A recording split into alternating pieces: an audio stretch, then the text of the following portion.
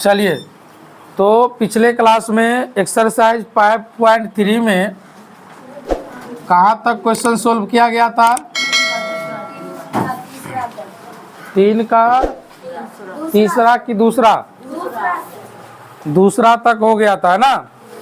तो आज के क्लास में 3 का तीसरा क्वेश्चन होगा।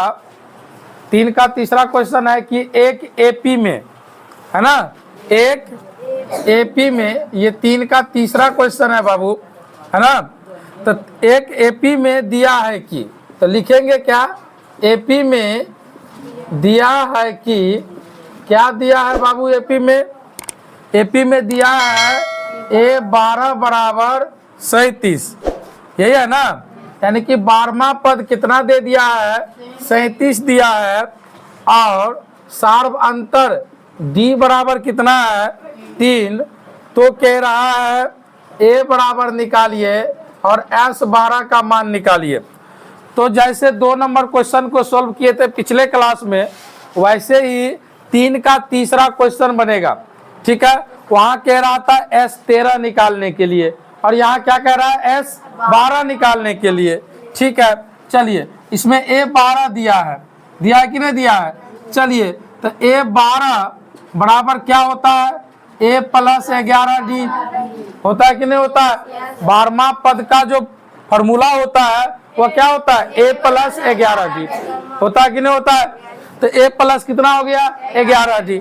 और 12वां पद दिया हुआ है, कितना दिया है बाबू? 37 दिया है। तो 37 बराबर A का वैल्यू पता नहीं और D का वैल्यू, तो यहाँ लिखेंगे 11 गुने D का वैल्यू क्या है बाबू? 3 है। ठीक है, तो 37 बराबर A, और 11 को 3 को गुना करोगे कितना होगा? 33 होगा। तो A बराबर 37 और माइनस में क्या हो जाएगा? 33। तो A बराबर कितना निकल जाएगा? 4। A का वैल्यू कितना निकल गया? 4 निकल गया। अब जब A का वैल्यू निकल गया तो हमें कह रहा है S12 का मान निकालिए। किसका मान निकालिए? S12 का मान निकालिए। तो S12 का फॉर्मूला जो लगाएंगे वो क्या लगाएंगे? 12/2 यानी कि n/2 इंटू A + L। तो A का वैल्यू क्या है? 4। और 12वां पद यानी कि अंतिम पद कितना दिया हुआ है? 37 दिया हुआ है। यहाँ 4 और प्लस अंतिम पद यानी कि Sn बराबर जो सूत्र होता है n/2 इंटू A + L, ये फार्मूला का यहाँ पर हम प्रयोग करेंगे। ठीक है, तो 12/2 इंटू क्या होगा? 4 प्लस अंतिम पद कितना है? 37। ठीक है, तो 2 छक्के कितना हुआ? 12। 6 इंटू 4 प्लस कितना हो गया? 37। तो 6 गुने 37 और 4 41 हो गया। 41 को 6 को गुना करो तो 6 एकन 6, 6 चौके 24।